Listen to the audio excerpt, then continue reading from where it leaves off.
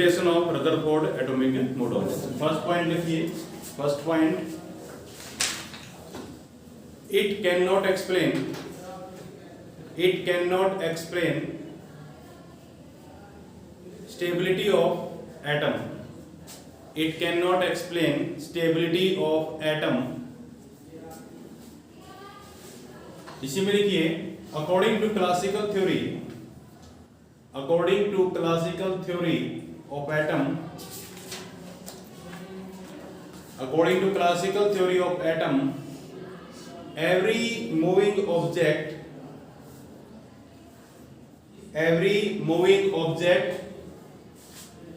emit energy. Every moving object emit energy या lose energy.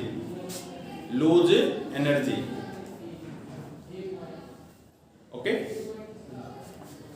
देखिए, when electron revolving around the nucleus, इसी में लिखिए, when electron revolving around the nucleus into a fixed orbit,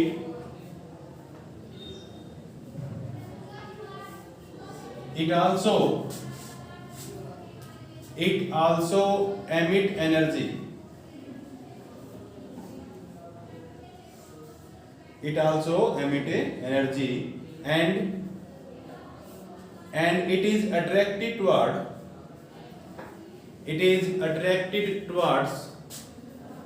nucleus.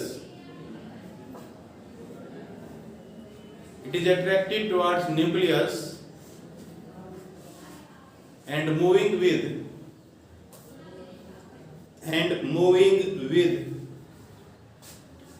decreasing radius.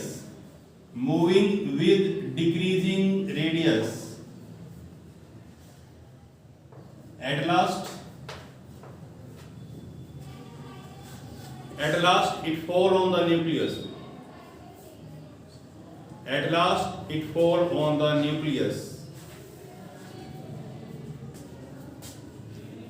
But ये condition क्या बताती है आपको? इलेक्ट्रॉन कहाँ गिर जाएगा आगे? न्यूक्लियस पर, एटम डिस्ट्रॉय हो जाएगा भाई। लेकिन एक्चुअल में ऐसा नहीं है। एटम तो क्या है? स्टेबल है, बट एटम इज स्टेबल। इस स्टेबिलिटी को एक्सप्लेन नहीं कर पाए कि एटम स्टेबल क्यों। कर लोगे कंप्लीट? सेकंड पॉइंट डालिएगा।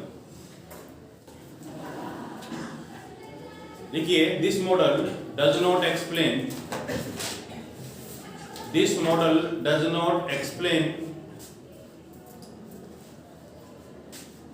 fine series of spectral line of hydrogen atom. Fine series of spectral line of hydrogen atom. Okay, spectral line जब ऑब्जर्व किया गया हाइड्रोजन एटम का, लेमन सीरीज, बल्मर सीरीज, उसमें कुछ फाइन लाइंस दिखाई दिया उनको एक्सप्लेन नहीं कर पाए ऐसा क्यों हो। ये लगभग हर मॉडल का लिमिटेशन रहा है स्पेक्ट्रल लाइंस को एक्सप्लेन करना। ठीक है, कर लोगे? यह था भी आपका रदरफोर्ड एटॉमिक मॉडल्स। नेक्स्ट डालिएगा, नेक्स्ट टॉपिक का नाम लिखिए bore atomic model. Bore atomic model.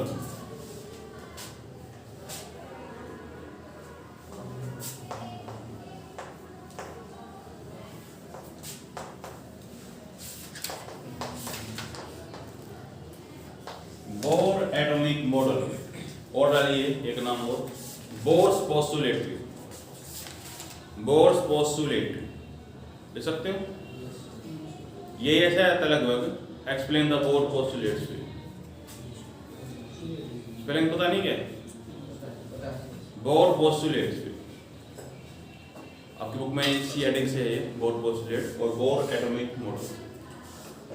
देखो यहाँ पे 3 पॉइंट आएंगे, तीनों इंपोर्टेंट हैं। यहाँ से क्वेश्चन बनेगा 3 नंबर का भी और 5 नंबर का भी। वेरी इंपोर्टेंट टॉपिक है ये, 5 मार्क्स के लिए भी, 3 मार्क्स के लिए।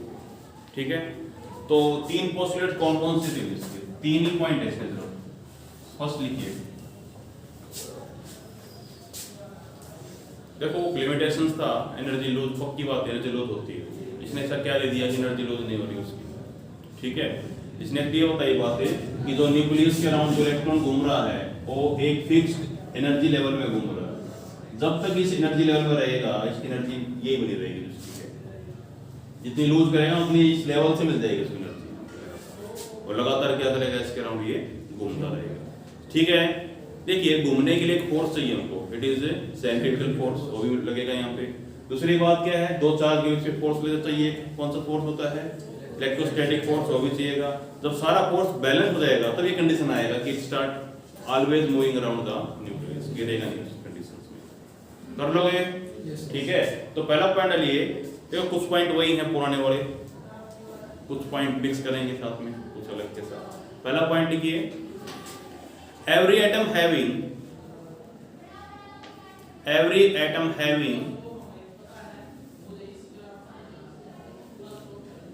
positive center, every atom having positive center called nucleus, every atom having positive center called nucleus, okay, इसी में पॉइंट खत्म नहीं हुआ अभी तक।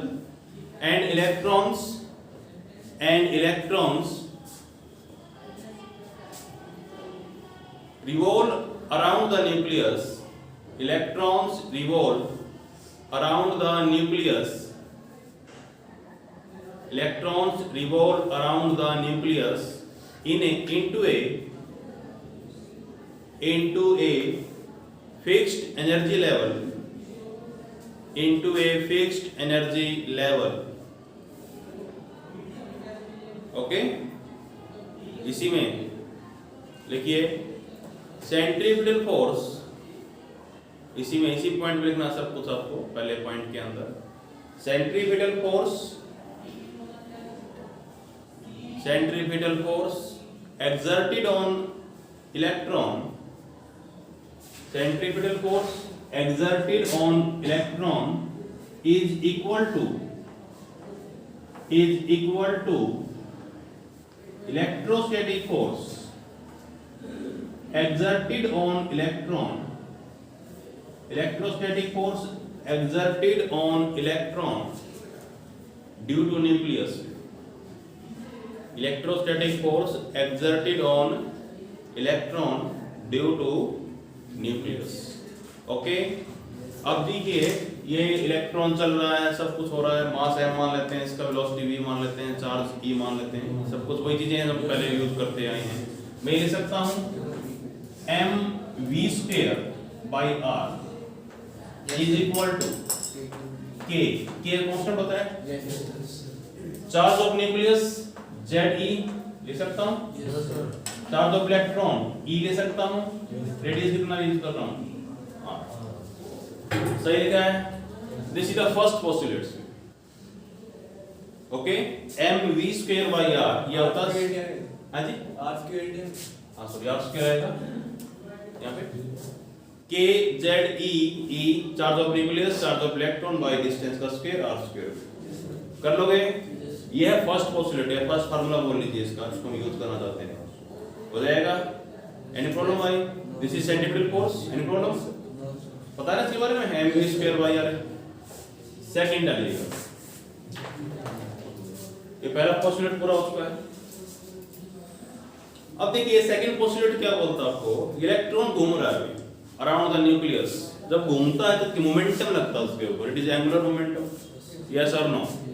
ठीक है, आपने ये भी ऑब्जर्व किया होगा कि एंगुलर मोमेंटम कांस्टेंट होता है अगर उस पर टॉर्क ना लगे तो, यस और नो? हमने क्या बोल दिया, नेट फोर्स तो जीरो है, टॉर्क वैसे ऑब्वियस क्या हो गया, जीरो हो चुका होगा वहां पे। ये जरूरी नहीं है, एंगल से भी टॉर्क जीरो हो सकता है अगर एंगल जीरो हो, फोर्स और डिस्टेंस के बेसिस में, ऐसा यहाँ पे कुछ नहीं है। कर लोगे? तो क्या ऑब्जर्व किया गया, सेकंड पोस्टुलेट डालिएगा, लिखिए angular momentum of electron, angular momentum of electron is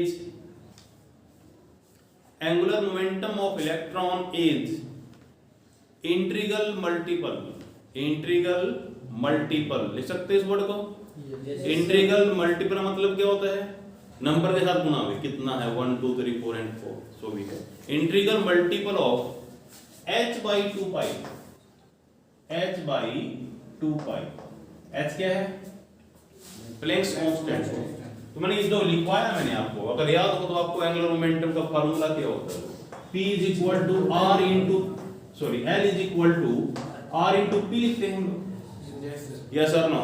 और P क्या होता है? mv, तो R mv लिख सकता हूँ, यानी mvr is angular momentum, yes और नो। तो मैं लिख सकता हूँ mvr is equal to nh by 2 pi, integral multiple of h by 2 pi, n का वैल्यू कुछ भी हो सकता है 1 2 3 and so on. This is the second postulate. ये होता है कि जो इलेक्ट्रॉन घूम रहा है एंगुलर मोमेंटम होगा उसका, इट इज ऑलवेज कांस्टेंट। ये भी कांस्टेंट है, ये भी कांस्टेंट है, ये भी कांस्टेंट है, यस और नो। ये डिपेंड करेगा कि फर्स्ट एनर्जी लेवल में है, सेकंड में है, थर्ड में, उसके हिसाब से हर एक एनर्जी लेवल में क्या होगा? कांस्टेंट होगा। फर्स्ट में और सेकंड में बराबर नहीं होगा भाई, फर्स्ट में सारा कांस्टेंट होगा, सेकंड में सभी का कांस्टेंट होगा, ऐसे कर लोगे? समझ में आया? थर्ड पॉइंट डालते हैं, तीन पोस्टुलेट है सर्विस के। थर्ड पॉइंट, अभी देखिए आपने एक चीज पढ़ी होगी, जब इलेक्ट्रॉन को बाहर से एनर्जी मिल जाए तो वो जंप कर जाएगा हाई एनर्जी लेवल्स के अंदर, यस और नो। उसको क्या बोलते हैं हम लोग? एक्साइटेड स्टेट बोलते हैं।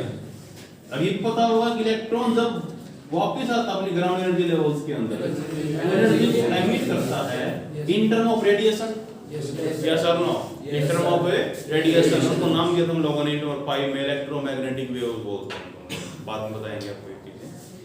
मान लेते हैं दो एनर्जी लेवल है भाई इलेक्ट्रॉन्स के, और ये एनर्जी, इसका एनर्जी मैं E1 मान लेता हूं, इसका एनर्जी कितना है? E2। कोई इलेक्ट्रॉन जंप करता है हाई एनर्जी से लो एनर्जी के अंदर, तो क्या करेगा? इट एमिट एनर्जी, एनर्जी क्या करेगा? वो एमिट करेगा, यस और नो। किस फॉर्म में? रेडिएशन के फॉर्म में। आपको पता है रेडिएशन के फॉर्म में क्या बनता है? फोटॉन्स आते होंगे, यस और नो। तो किसके बराबर होती है वो h म्यू के बराबर होती होगी, it is energy of photons. समझ में आया कि नहीं? यानी मैं बोल सकता हूं कि दो एनर्जी के बीच, दो लेवल के बीच का डिफरेंस h म्यू हो सकता है। ऐसा तो नहीं है कि एक आ रही है तो गुणा में करते जाएंगे 1 2 3 4 जो भी वैल्यू आएंगी। तो थर्ड पॉइंट लिए, थर्ड पोस्टुलेट्स है, when electron jump from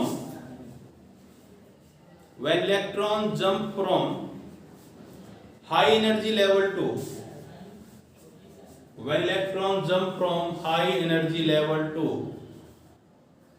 low energy level, high energy level to low energy level, then it emit energy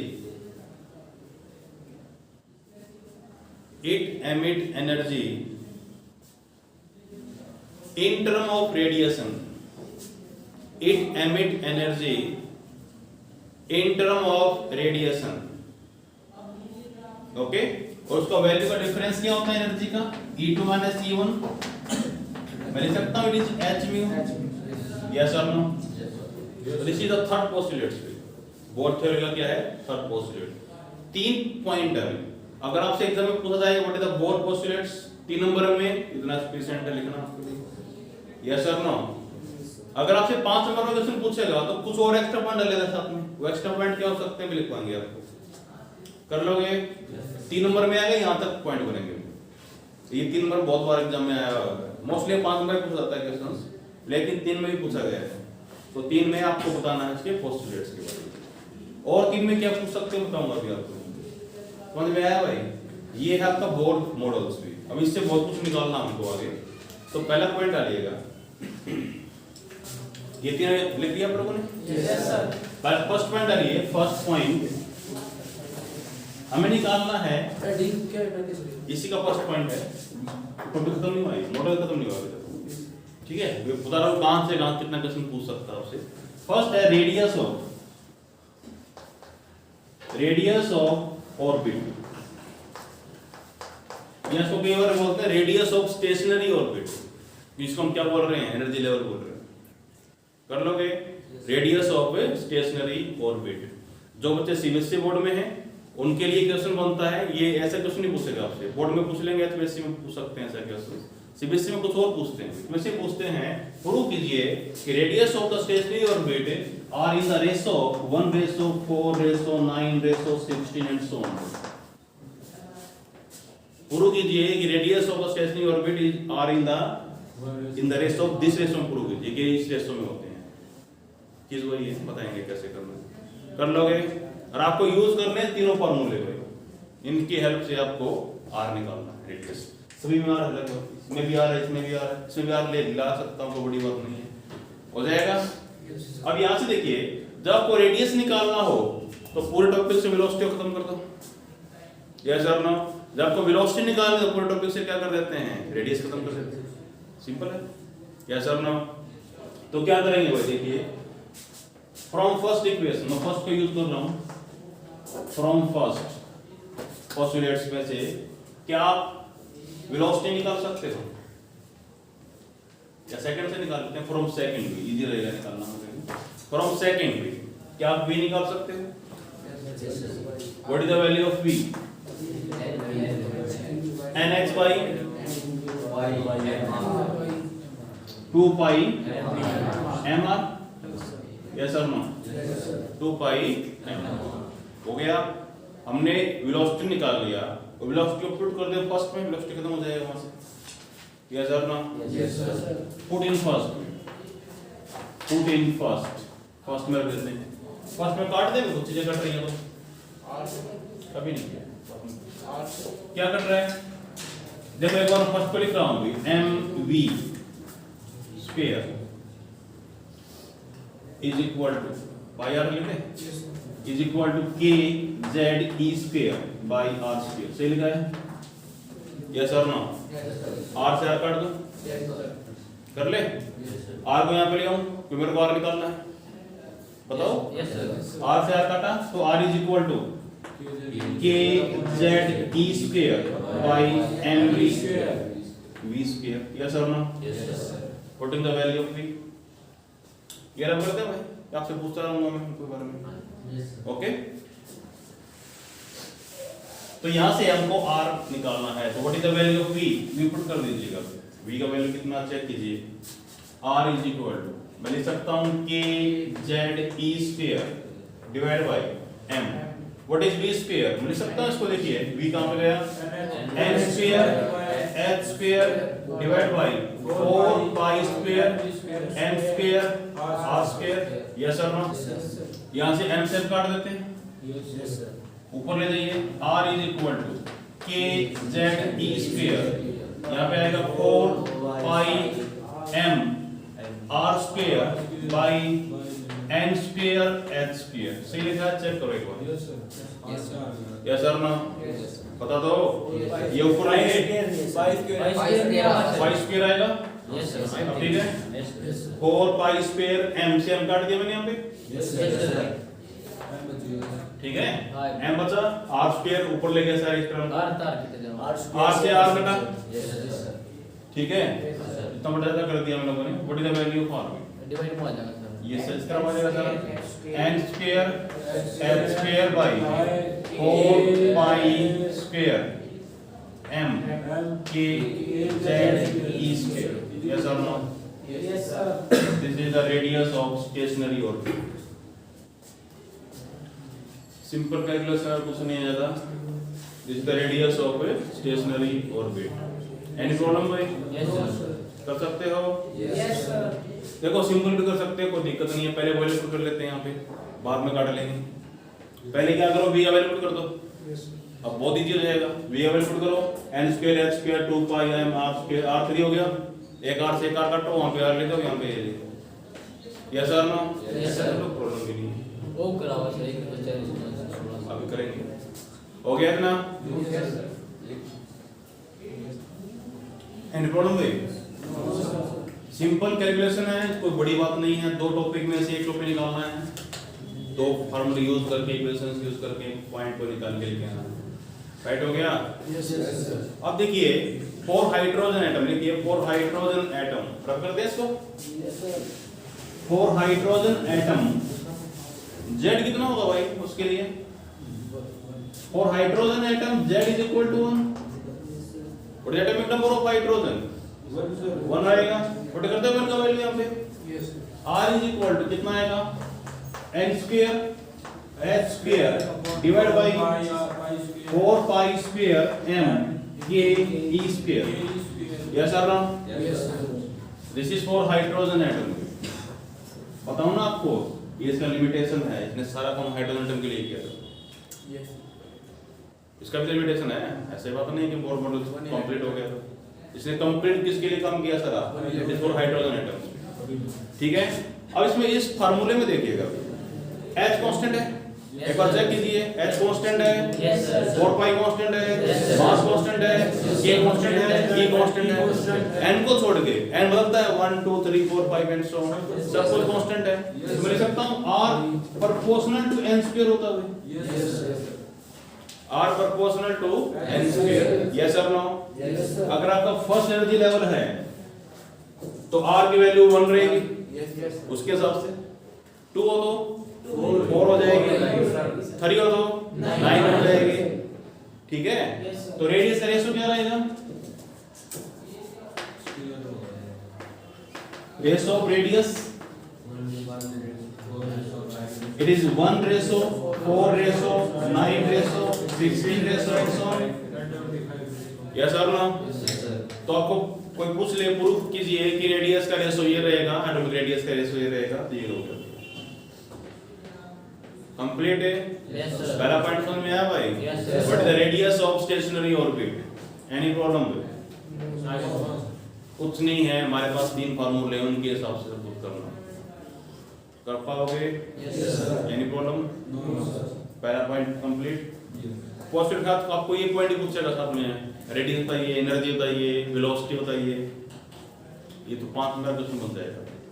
question का 2 टॉपिक और पूछेगा आपके साथ में. यही हो सकता है या कोई और हो सकता है इनमें से. तो पहला तो हो गया radius of stationary orbit complete. Any problem? No, sir. Second topic, second point बनाइएगा. सेकंड है velocity of electron. Velocity of electron in stationary orbit. Second point बनाते हैं इसका, velocity of electron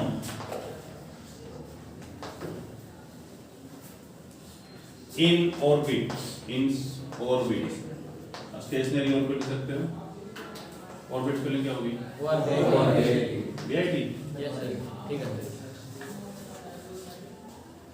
velocity of electron in stationary orbit. okay? Yes, sir. अब देखिए दोनों को use कर लेते हैं, फर्स्ट और सेकंड इक्वेशंस को. वहां से r को खत्म करेंगे तो वेलोसिटी बच जाएगी भाई. Yes, sir. यस और नो? Yes, sir. लिखिए from first and second. From first and second. ये पोस्टुलेट की बात कर रहा हूं मैं. From first and second. First postulate से क्या आप r निकाल सकते हैं? चेक करो. फार्मूला क्या बन रहा था? mv square by r is equal to kz e square by r square. Yes और no? So what is the value of r from firstly? kz e square divided by mv square. यही होगा. Check करो. Yes, sir. अगर आपके पास नहीं है क्या? mv square by r is equal to kz e square by r. Sir, kz is square. r से r काट दिया. Yes, sir. What is the value of r? यहाँ पर लेगा kz e square by mv square. Yes or no? Yes, sir. Second postulate क्या था? mvr is equal to nh by 2 pi. क्या आप यहाँ से r निकाल सकते हो? Yes, sir. तो r is equal to nh by 2 pi mv. Yes or no? Yes, sir. इस इक्वेशन नंबर ए ले लो. इक्वेशन नंबर बी या सब पर तो नाम दे देते हैं. फोर्थ इक्वेशन वाले. फोर्थ इक्वेशन ये कौन सी है? Fifth equation. 3 तो पहले बन चुकी हैं. Yes, sir. कर लोगे? अब इक्वेशन नंबर 5 और 4 एंड 5 को देखिएगा, दोनों का लेफ्ट बराबर है. Yes, sir. रेडियस की बात कर रही है. Yes, sir. तो राइट भी बराबर होना चाहिए. Yes, sir. तो लिखिए from first, from fourth and fifth. From fourth and fifth दोनों का लेफ्ट बराबर है तो राइट भी क्या कर दो? बराबर कीजिए. तो कैसे लिखोगे? kz e square by mv square is equal to nh by 2 pi mv, yes और नो? Yes, sir. कुछ कट रहा है? Yes, sir. m से काट देते हैं, v से b काट देते हैं, Yes, sir. Yes, sir. सही लिखा है? Yes, sir. What is the value of v? v यहाँ पे बचा हुआ है, यहाँ पे ले जाओ, Yes, sir. बाकी इस तरफ लेते हैं, Yes, sir. उल्टा हो गया आएगा, Yes, sir. तो कैसे लिखोगे v is equal to k z e square upon Into 2 pi. 2 pi से ऊपर का है, यहाँ पे कितना हो गया? 2 पाई 2 pi बटे nx, sir. by nx. nx, yes or no? Yes, sir. 2 pi by nx, सही लिखा? Yes, sir. वही प्रॉब्लम है फॉर हाइड्रोजन एटम। इतना हो गया भाई? Yes, sir. समझ में आ रहा है? बड़े सिंपल टॉपिक है, सिंपल मैथमेटिक्स, ओके? Yes. लिखिए फॉर हाइड्रोजन एटम, रब कर दें इसको, Yes, yes. For hydrogen atom. Hydrogen atom के लिए क्या लिखते हैं हम लोग? Z का वैल्यू कितना लिखते हैं? 1. For hydrogen atom Z is equal to 1। अगर Z 1 करोगे तो V का वैल्यू कितना होगा? V इज इक्वल तो 2 पाई लिखता हूं पहले, 2 पाई k e स्क्वायर से लिखा है बाय nx। अब यहाँ पे देखिएगा n को छोड़ के बाकी सारा कांस्टेंट है, तो मैं लिख सकता हूँ velocity is inversely proportional to 1 by n, yes और नो? इसका मतलब क्या भैया? जितना एनर्जी लेवल ऊपर बढ़ेगा वेलोसिटी घूमने का इलेक्ट्रॉन का कम होने लग जाएगा, यस और नो? Yes, sir. यानी हाईएस्ट वेलोसिटी कहाँ मिलेगा आपको? समझ में आई बात है? उसके बाद वेलोसिटी लगातार क्या करेगा? एनी प्रॉब्लम भाई? कर पाओगे? सही है? ये तो हो गया अभी आपका velocity, second point complete. Any problem? Third point करें? अब वो घूम रहा है ना, क्वेश्चन ये है कि फ्रीक्वेंसी क्या है? फ्रीक्वेंसी क्या होता है? कितने चक्कर लगा रहा है एक सेकंड में, ये देखना पड़ेगा मेरे को। फ्रीक्वेंसी क्या है? थर्ड पॉइंट डालिएगा इसका, सिंपल सिंपल टॉपिक आने लगे बीच में। थर्ड पॉइंट है frequency of electron, frequency of electron in orbit. Third point is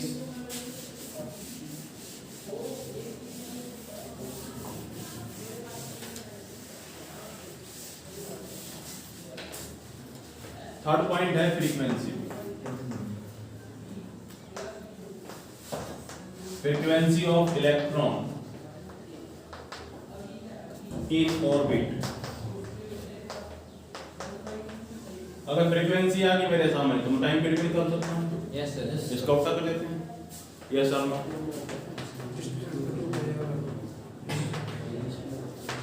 P is equal कितना घूमा है? 2 pi R circumference y with velocity भी, यस और नो?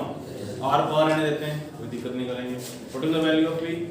अभी निकालो कितना वैल्यू आ रहा? 2 pi by r by v, v कितना भाई? K square 2 pi nx. K E square 2 पाई नहीं है, 2 pi K square by nx. 2 pi K square by nx. k e square by nx. nx, ऊपर ले दें तो time period is equal to 2 pi r n x divide by 2 pi k e square, 2 pi से 2 pi कर देंगे सब, तो time period is equal to z कहाँ पे आएगा? नीचे होगा नीचे, Yes, sir. सही है? Okay, Yes, sir. तो कितना आएगा? 2 पाई से 2 पाई काट दिया, r n x divide bye Z K E square. k z e square, सही लिखा है? Yes, sir. k z e square. और फ्रीक्वेंसी क्या होती है? 1 बाई टाइम पीरियड, तो कितना आएगा? k z e square by r n x। अभी तक हम कुछ बोल नहीं सकते कि r का वैल्यू हमको पता है, वैल्यू पुट निकालते हैं, टॉपिक बड़ा बन जाएगा यहाँ पे। तो this is the formula of frequency, ठीक है? This is the formula of frequency. और यहाँ से वही लिख दो फॉर हाइड्रोजन एटम, कितना होगा answer? K square by nx. देखिए for hydrogen atom H is equal to Z is equal to कितना आएगा 1, तो frequency is equal to K E square by R N H। Simple सा point है, frequency of electron कितना होगा, F की value तो पता लगी मेरे को, तो मार्क की वैल्यू पुट करूंगा यहाँ, कर लोगे ये फार्मूला, जस्ट फार्मूला। टॉपिक है next point, total energy of electron in bore stationery orbit. Okay, देखिए हम वही जो हमारे 3 पोस्टुलेट्स थे उसको यूज करेंगे। 3 में से कौन कौन से थे, पहला mv square by R is equal to K Z E square by R square. Okay, उसका यूज करते हैं पहले फ्रॉम फर्स्ट क्या था, mv square by R is equal to K Z E square by R square. सही है, okay.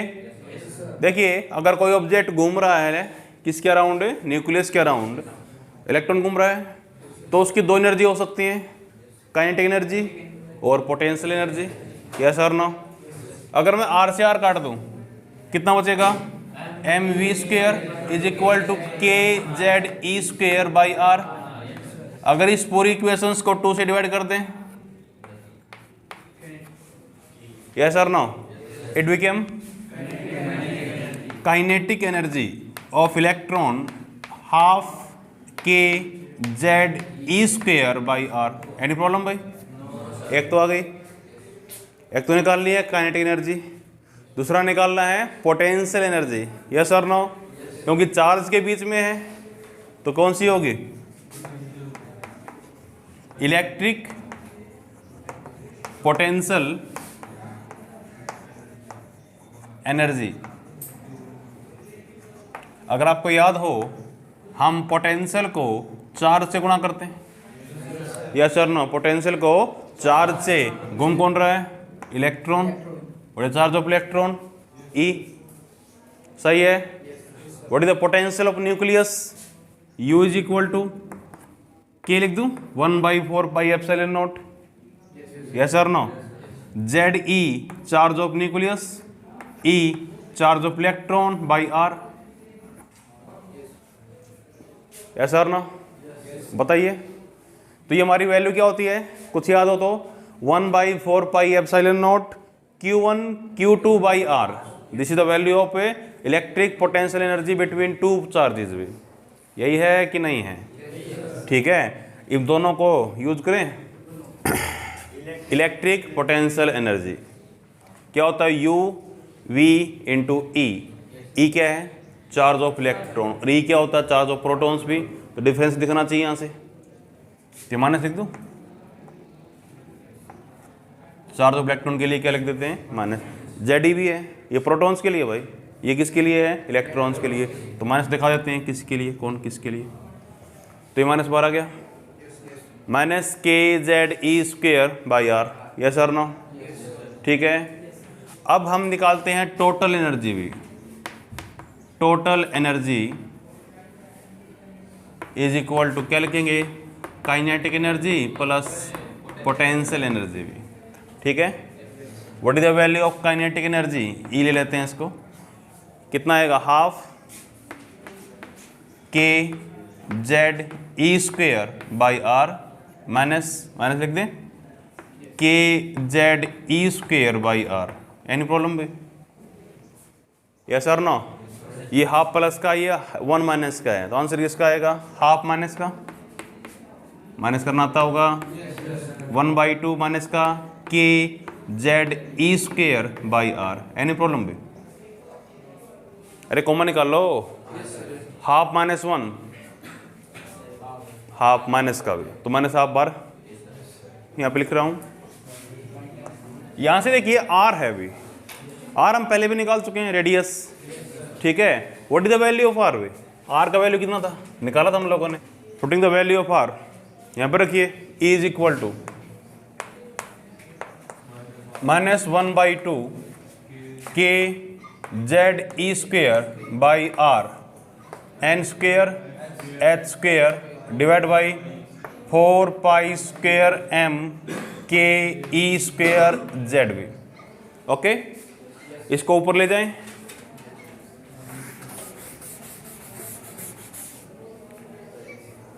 E is equal to कितना value आएगा चेक कीजिए, -1/2 K Z E square by N square H square into 4 pi square M K Z E square. सही है, के Z E square. 2 से 2 काट दे, 2 से 4 पे, बाकी देख लेंगे। E इज इक्वल टू कितना वैल्यू आया अभी, E is equal to minus का, यहाँ पे 2 आ जाएगा, 2 पाई स्क्वेयर। सही है, M एक ही है, M K square Z square E की पावर 4, यस और नो, चेक करो, by N square H square भी। ठीक है, यस और नो, कितना वैल्यू आया, -2 pi square M K square Z square E की power 4 divide by N square H square. This is the energy of stationary orbit, या energy of electron in stationary orbit भी। Okay, यहां से हम use कर सकते हैं फॉर हाइड्रोजन एटम, जेड का वैल्यू कितना ले सकते हैं, 1, putting the values. E is equal to -2 pi square M K square Z square, Z 1 हो गया, 1 का स्क्वेयर 1 E के power 4 divide by N square H square. Okay, this is the energy of electron in stationary orbit for hydrogen atom में। ओके, ये rub कर दे भाई, ये हो चुका है सभी। अब देखिए इसमें कांस्टेंट कौन कौन सा वैल्यू है अभी,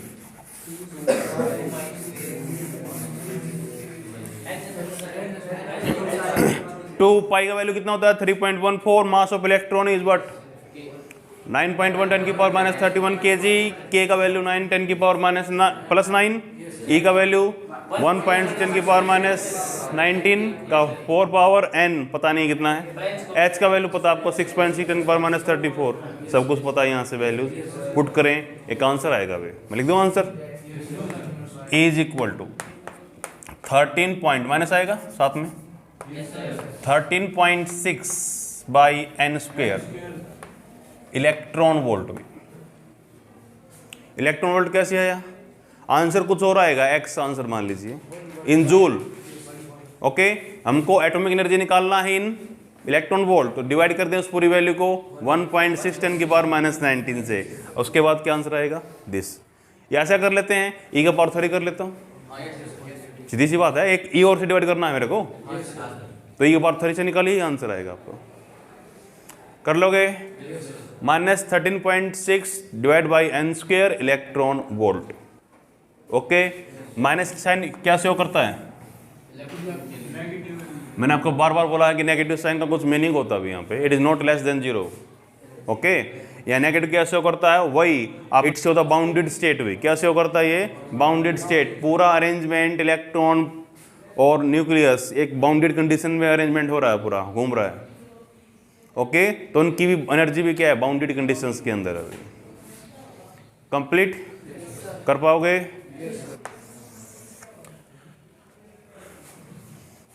नेक्स्ट पॉइंट है ओरिजिन ऑफ स्पेक्ट्रल लाइन, कि जो लाइंस हैं वो निकल के कहाँ से आई हैं, उनका ओरिजिन्स क्या हो सकता है। ठीक है, देखिए अगर इलेक्ट्रॉन जंप करता है सेकेंड एनर्जी लेवल से फर्स्ट एनर्जी लेवल में, तो कितनी एनर्जी एमिट करेगा इन टर्म ऑफ रेडिएशंस, है कितना लाइंस आएगा radiations line in term of radiations भी।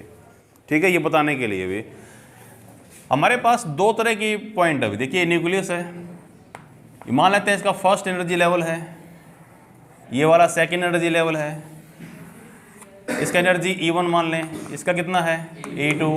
अगर कोई इलेक्ट्रॉन जंप करता है यहाँ से यहाँ तक, तो पक्की बात है it emit energy in term of radiation, in term of photon.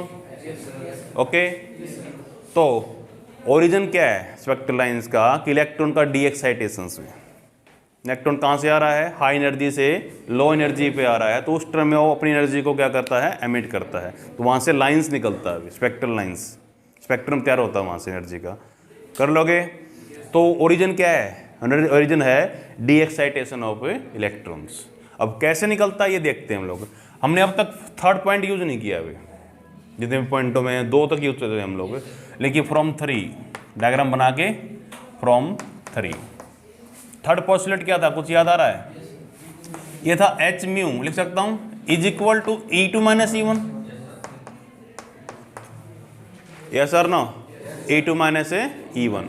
अभी हमने टॉपिक लिखा था एनर्जी का भी, ओके कितना वैल्यू था एनर्जी का भी, E इज इक्वल टू -2 पाई, पूरा बताइएगा, 2 pi square K square E4 Z भी लेते हैं, Z square divide by N square H square, यही है। अब 2 एनर्जी लेवल है भाई, E1 और E2, इनमें डिफरेंस क्या रहेगा, सिर्फ n का डिफरेंस रहेगा, बाकी सेम है। ये फर्स्ट है, ये सेकंड है, बस ये तो फर्क है। अगर इसको मैं E1 लूँ तो ये N1 हो गया, यही फर्क है, और क्या फर्क होगा, यस और नो। E2 लें तो -2 पाई स्क्वेयर, सब कुछ सेम है, बाकी तो कांस्टेंट ही है, डिवाइड बाई ये N2 हो जाएगा अभी, N2 square H square, yes और नो। इसमें रखें value,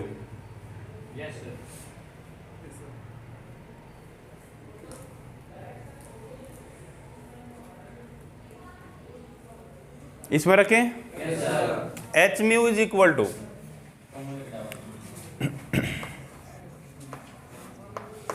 what is the value of E2,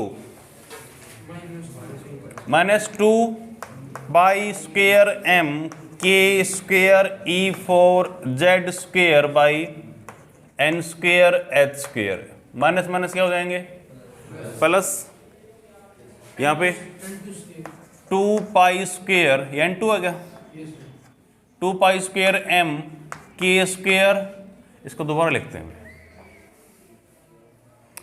ये रब कर दें भी, यहाँ पे ये हो गया इतना, इसको रब कर दूं,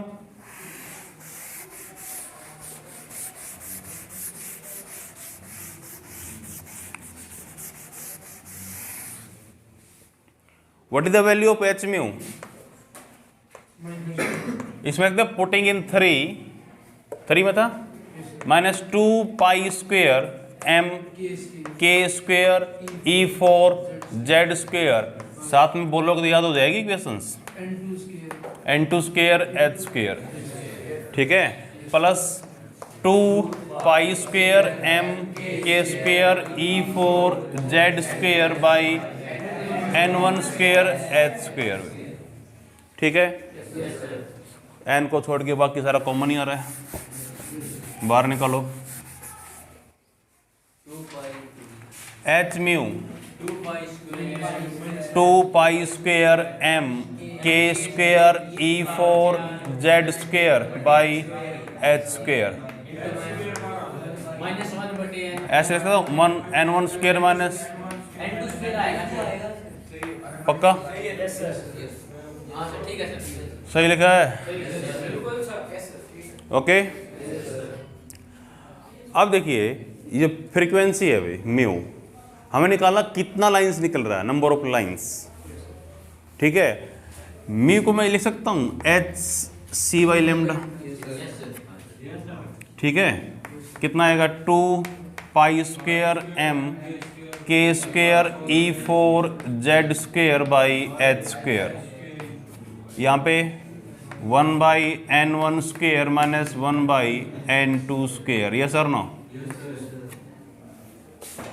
और 1 बाई लेमडा को मैं ऐसे लिख सकता हूँ, HC को यहाँ पे ले, सही है। तो कितना माइनस आएगा कि नहीं आएगा, माइनस नहीं आएगा, 2 नंबर आई सिर्फ, 2 pi square m K square E square Z square by h की पावर 3, e का पावर 4 सही लिखा है। HC नीचे लिया, H3 हो गया। तो यहाँ पे 1/n1 square minus 1/n2 square, yes और नो। 1/λ कहीं सुना है क्या होता है, क्या बोलते हैं इसको? इसको केमिस्ट्री में ऐसे लिखा जाता है म्यू बार, क्या लिखते हैं इसको? Mu bar. और म्यू बार क्या होता है? इसको बोलते हैं वेव नंबर भी। क्या बोलते हैं इसको? वेव नंबर, यस और no. Number of wave, number of radiations, number of lines, कितना निकलेगा यहाँ से कर लोगे।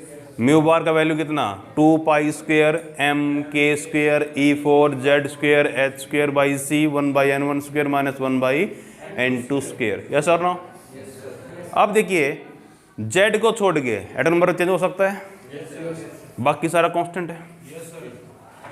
चेक करो, 2 कांस्टेंट है, m कांस्टेंट है, k कांस्टेंट है, E कांस्टेंट है, H और C कांस्टेंट है। इस कांस्टेंट को नाम दिया गया रे बर्ग कांस्टेंट भी, ठीक है। अभी लिखता हूं यहाँ पे, ये राइट कर लिया यहाँ तक। तो ये है वेव नंबर भी। अब मैं ऐसा करता हूँ, चलो बाद में कर लेंगे। इसको मैं ऐसे लिख सकता हूँ, mu bar is equal to it is R Z square 1/n1 square minus 1/n2 square, yes sir no. सही लिखा है। R क्या है भाई? लिखिए where R is Rydberg constant. क्या होता है? रे बर्ग कांस्टेंट। और आपके MCQs में वैल्यू पूछी गई थी एक बार, इसकी भी जरूरी है भी। R is equal to 1.097 10⁻⁷ metre inverse 1/λ भाई। बाकी तो नंबर ही है, इसकी यूनिट यूज होंगी 1/λ की। कितना आएगा? Metre inverse. Where R is Rydberg constant, value कितना है? 1.097 10⁻⁷ मीटर इनवर्स। समझ में आई बात भाई? ये सारा वैल्यू है ना जो हमने लिखवाया है। लिख भी सकते हैं। R का वैल्यू कितना था? वैल्यू पूछे तो फार्मूले की टर्म में पूछे तो कैसे लिखोगे? 2 square m k square E4 by H3C। सही लिखा है। दिस इज द रे बर्ग कांस्टेंट। हो जाएगा अभी। ये आपका एक बार MCQs में क्वेश्चन आया हुआ है, what is the value of Rydberg constant. ये आजकल ऐसे क्वेश्चन पूछ रहा है आपसे, ठीक है। तो याद होनी चाहिए वैल्यू। फॉर हाइड्रोजन एटम भी देखें तो, फॉर हाइड्रोजन एटम Z कितना हो जाएगा? 1। तो what is the mu bar? Simple है भाई, R 1/n1 square minus 1/n2 square. सही लिखा है। Z कितना हो जाएगा? 1 हो जाएगा। और explanation of spectral series of hydrogen atom भी, ओके। तो बोर ने एक्सप्लेन किया कि सीरीज कितने तरह की हैं, कैसे कैसे एक्सप्लेन आएगी। सीरीज तो बन चुकी थी पहले से ही, लेमन सीरीज, बाल्मर सीरीज, पार्सन्स, ब्रैकेट और पी फंड 6 बन चुके हैं एक्चुअल में, 5 पढ़ाई जाती है हमको। तो पहला सीरीज कौन सा है? पहला Lyman series, Lyman series.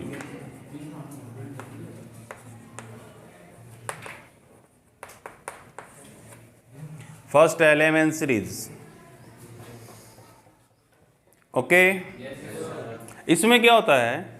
Electron jump करता है भाई फर्स्ट एनर्जी लेवल में फ्रॉम हायर एनर्जी लेवल से। फर्स्ट में जंप करता है, कहां से? हायर से, ओके। लिख लीजिए, in Lyman series, in Lehman series electron jump into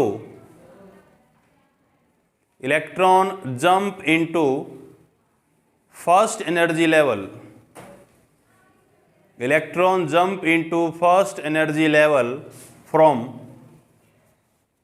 higher energy level,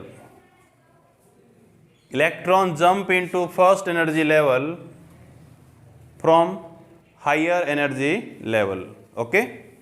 तो यहां पे ले सकता हूं मैं N1 का वैल्यू कितना होगा? 1 फर्स्ट में जंप करना है। कहाँ से करना है? n2 कुछ भी हो सकता है, 2 से 3 से 4 से एंड सो ऑन। इसको k ले लूँ, k का वैल्यू कुछ भी हो सकता है भाई, कर लोगे। तो मेरा जो म्यू बार था भाई उसका वैल्यू कितना आएगा for hydrogen atom? r 1/n1 square था भाई, यस और नो? लिख देते हैं एक बार, n1 square minus 1/n2 square.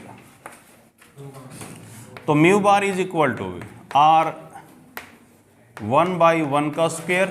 और यहाँ पे जो वैल्यू आपको यूज करनी है भाई, कोई सेकंड से करना है, थर्ड से करना है, आपको क्वेश्चन दिया जाएगा इलेक्ट्रॉन जंप करा 5th एनर्जी लेवल से फर्स्ट में, how many line spectral line produce हुई, कर दो यस और नो। आर का वैल्यू मेरे को पता है, सब ये वैल्यू है, सिंपल। अब देखो यहाँ से एक्चुअल में म्यू बार ये है ना, जो म्यू बार ये 1/λ भी है, तो वेवलेंथ पूछ सकते हैं, उल्टा कर दो यस और नो। जो वेव निकलेगी, रेडिएशन निकलेगी, उसका वेवलेंथ कितना है? वेवलेंथ निकलेगा तो आप फ्रीक्वेंसी निकाल सकते हो। आपको पता है mu is equal to c/λ होता है, और सारी radiation with velocity of light से चलती हैं, यस और नो। c पता है, λ पता है, फ्रीक्वेंसी निकल सकता है। यानी हर सीरीज का हमको क्या निकल सकता है? फ्रीक्वेंसी निकाल सकते हैं हम लोग, λ निकाल सकते हैं, नंबर निकाल सकते हैं उसका भी, कर लोगे। तो ये हो गया यहाँ तक। इसका मेन पॉइंट लिखिएगा, इसका लिखिए, लेमन सीरीज